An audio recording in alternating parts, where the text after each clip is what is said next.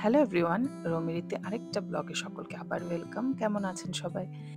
আশা করি সবাই ভালো মন্দ মিলিয়ে সবার ভালো কেটে যাচ্ছে। এখন আশা করছি সবার সামার ভ্যাকেশন শেষ, এখন আবার ডেইলি লাইফে ফিরে গেছে, স্কুল, অফিস, পড়াশুনো, রান্নাবান্না। আজকে আমার লন্ডনের সেকেন্ড দিনের পৌঁছানোর ফার্স্ট ব্লগ শেয়ার করছি। লন্ডনে সকালবেলা ঘুম থেকে উঠেই একটা এয়ারবিএনবিতে আমরা ছিলাম, সেই এয়ারবিএনবির রেগুলার কাজ সকালে শুরু করে দিয়েছি। যেহেতু এটা হোটেল না, আমাদের কেটারিংটা নিজেদেরই করে নিতে হচ্ছে, ব্রেকফাস্ট আর কিছু লাঞ্চ বা ডিনার অ্যারেঞ্জমেন্ট। প্রথমেই লন্ডনে পৌঁছে যেটা করেছিলাম, কিছু গ্রসারি শপিং করে নিয়েছিলাম। পাশেই সেন্সবুরি ছিল, আমার একজন চেনাশোনা বন্ধু ছিল, উনি নিয়ে গিয়ে আমাদের সেন্সবুরি থেকে প্রাণ ভরে বাজার করিয়ে দিয়েছিল। তো আজকে প্রন রান্না করবো, প্রনটা রান্না করে যাব, কারণ আজকে একটা সানডে ডে ট্রিপে বেরোচ্ছি। পুরো দিন রাতে ফিরে যাতে কোনো অসুবিধা না হয়, বা পরের দিনেও যদি সকালবেলায় রান্নাটা করা থাকলে খেয়ে দিয়ে বেরিয়ে যাব। একটা মিল কিছু প্রিপারেশন করে রাখি, এটা তো বাড়ি নয়, কখন কি দরকার হয়। আজকে চিংড়ি মাছটা রাঁধবো কোলম্যান্সে মাস্টার্ড দিয়ে, একটু দই ধনেপাতা দিয়ে ঢেকে দেবো। চিংড়ি মাছটা ভাজিনি, হালকা নেড়ে নিয়েছি। চিংড়ি মাছগুলো এখানে ডিভেন করাই ছিল, সর্ষের তেল এখানে প্রাণ কোম্পানির পেলাম। আমরা যে অঞ্চলে আছি পুরোটাই বাংলাদেশ বা পাকিস্তান বা ইন্ডিয়া এ ধরনের বাসিন্দাতে ভর্তি, তাই গ্রসারিগুলো কোনো অসুবিধা হচ্ছে না। আজকে যেহেতু তাড়াতাড়ি বেরোবো, সকালে ছেলেকে কর্নফ্লেক্স দিয়ে দিয়েছি, ও তাড়াতাড়ি উঠে গেছে বলে চকোস টাইপের জিনিস, সেটা ইন্ডিয়া থেকে কয়েকটা নিয়ে এসেছিলাম। আর আমরা আজকে ব্রেকফাস্ট করব সব বন্ধুরা মিলে, যারা আজকে ডে ট্রিপে যাব। আমাদের এই এয়ারবিএনবি ফ্ল্যাটটায় আসবেন ওনারা, একসাথে খাওয়া দাওয়া করবো, ব্রেকফাস্ট দিয়ে বেরিয়ে পড়বো ডে ট্রিপে। তার আগে রেগুলার কাজগুলো করে যাব, কারণ সারাদিন থাকবো না, কাজগুলো এগিয়ে রাখতে হবে।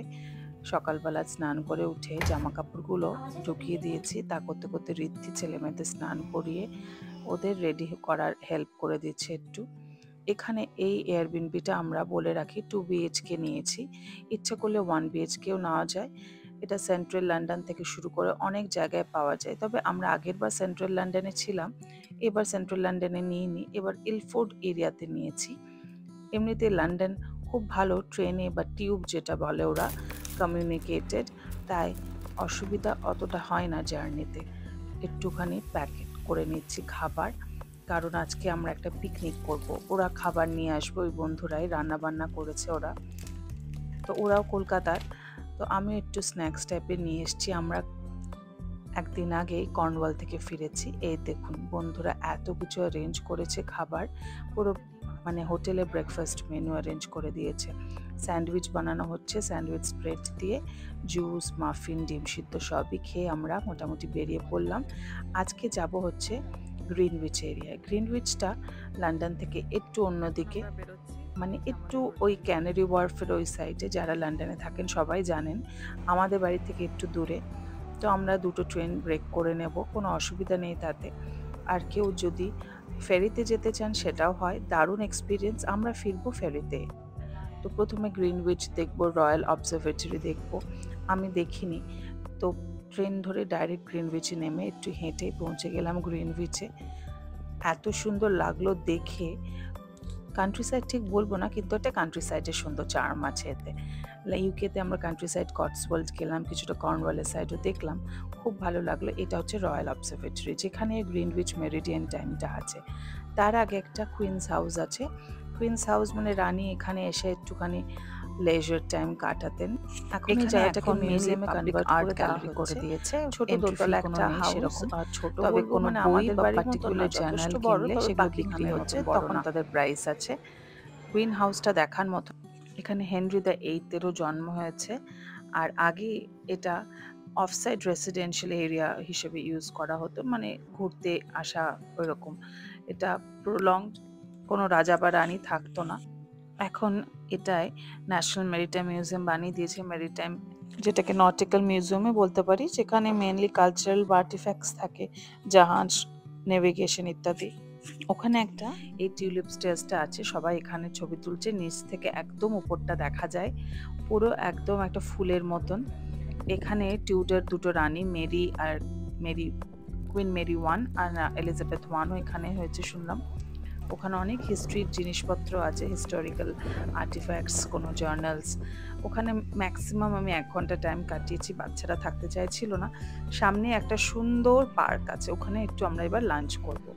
এখানে একটা সুন্দর রিক্রিয়েশন হচ্ছে পিকনিক করা। এখানে ইংল্যান্ডে এত পার্ক, আর পার্কে একটু সানি হলেই সবাই পিকনিক করতে চলে আসে। আমার বন্ধুরা সুন্দর একটা চিকেন ভর্তা বানিয়ে এনেছিল, তার সাথে রুটি, ওই টর্টিলা। আমরা সুন্দর বসে পিকনিক করলাম। আমাদের সাথে যারা এসেছিলেন তারও একটি ছোট্ট মেয়ে আছে, আমার ছেলের থেকেও ছোট। তারা খেলছিল। পার্ক দেখলেই আমি এতটা মিস করি এখানে, যে এই ওয়েদারটা হয়তো আমাদের ইন্ডিয়াতে অ্যাভেলেবল নয় শীতকাল ছাড়া।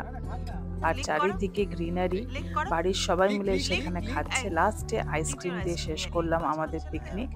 খুব মজা করলাম। 1 ঘন্টা মতন আমরা এখানে খেলাম, খেলাধুলো করলাম, বসে গল্প করলাম।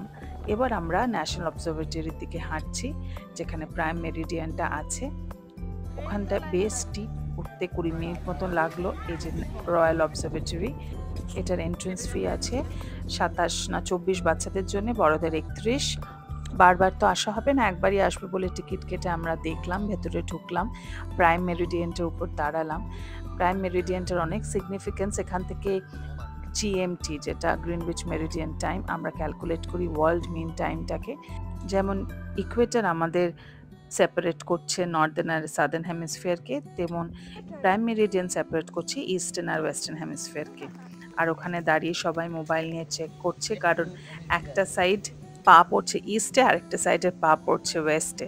তো এইটা বেশ ভারী মজার।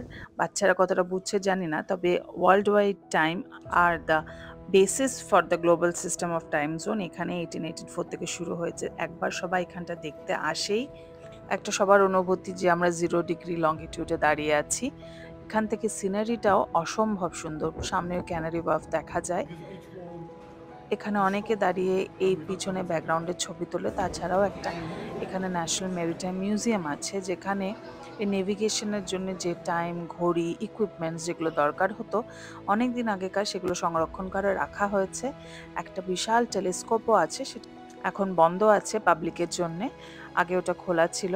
এটা ওই ন্যাশনাল অবজারভেটরির উপরটা। ওখানে পাশেই, যেহেতু থেমস নদীর এরিয়াটাই পুরোটা, কাটি শার্ক বলে একটা ব্রিটিশ ক্লিপার শিপ, মানে প্রচুর হাই স্পিড শিপ ছিল, সেটা এখানে একটা ডেমনস্ট্রেশন হিসেবে রাখা হয়েছে, মিউজিয়াম হিসেবে। মিউজিয়ামের জিনিসপত্র, ভেতরে শিপের জিনিসপত্র ওখানে আছে। 16 পাউন্ড করে টিকিট। আমরা ভেতরে ঢুকিনি, আমরা তার বদলে চলে গেলাম একটা ফেরি রাইড নিতে। এই ফেরি রাইডটা গ্রিনউইচ টু টাওয়ার ব্রিজ হয়ে একদম বিগ বেন, ওয়েস্টমিনিস্টার, ওই এমব্যাঙ্কমেন্ট স্টপেজ অব্দি যাবে। মানে 1 ঘন্টার ট্যুর, 1 ঘন্টার পুরো আশেপাশে হিস্ট্রি, দ্য সিগনিফিকেন্স, জায়গাগুলো, কোথায় কি ফিল্ম শুটিং হয়েছে বলতে বলতে যাচ্ছে।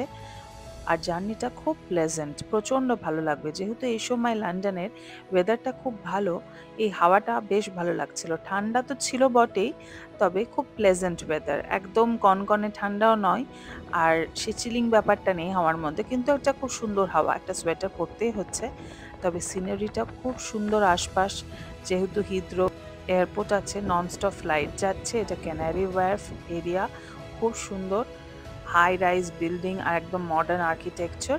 আর ওইদিকে এসে এনোলা হোমসের শুটিং হয়েছিল, এখানে শার্লক হোমসেরও শুটিং হয়েছিল।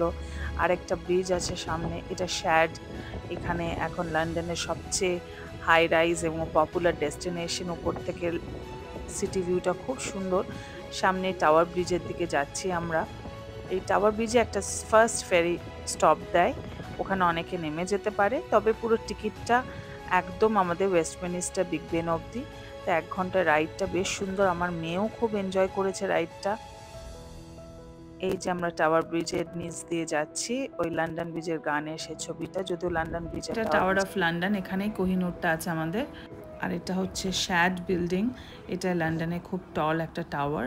আর এই ব্রিজটা হ্যারি পটারের শুটিং হয়েছিল। হাফ ব্লাড প্রিন্স যে সিরিজটা ছিল, সেখানে ওই ব্রিজটা, যদিও ওখানে ডেস্ট্রয় হয়ে যাচ্ছে দেখাচ্ছে, কিন্তু ব্রিজটা এখনো আছে।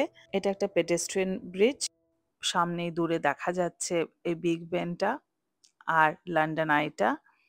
লন্ডন আইটার পাশ দিয়ে গেলাম, আকাশটা বেশ মেঘলা হয়ে উঠেছে, মনে হচ্ছে এক্ষুনি বৃষ্টি হবে। এই যে বিগ বেন, 1 ঘন্টা খুব এনজয় করে আমরা ওখান থেকে চলে গেলাম পিকাডিলি সার্কাসের কাছে হ্যাপি বলে একটা রেস্টুরেন্ট আছে।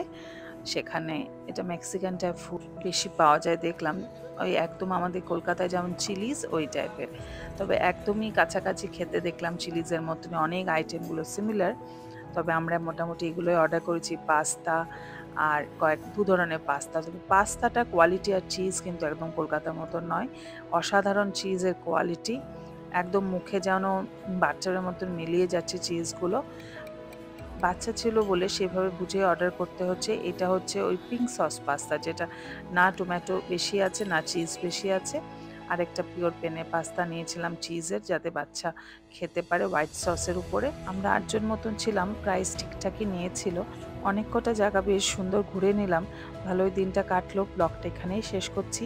ভালো লাগলে kindly like, share and comment করবেন। আর ট্রাভেল আর লাইফস্টাইল ব্লগের জন্য